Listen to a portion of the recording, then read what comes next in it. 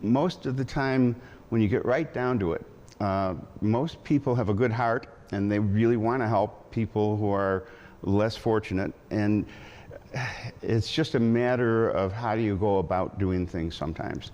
Well, it's that, and it's the labels we give people. I would say, I'm going to make up a number here, but I'd say 80% of people are either slightly right of center or slightly left of center. And then you've got people on the far, far left and people on the far, far right. The problem is if you're slightly right of center, people want to know, well, are you a Republican or a Democrat? And if you give them the wrong answer, then they don't want to talk to you. And if you're slightly left of center, it's the same thing. So I think I think to this extent that I'm having some success in this race, it's the fact that people are so sick and tired of the labels. They're so sick and tired of the divide.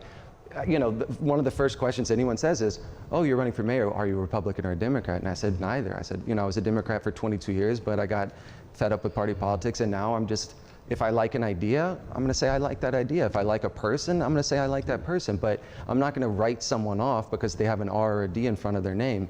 It's a really toxic way of trying to get things done, to only work with people who identify with your party. And like I said, so many people are beyond that, but we feel like you can't participate in the process unless you put one of those titles in front of you, especially as a candidate. In this town, it's, you know, 80% registered Democrat voters.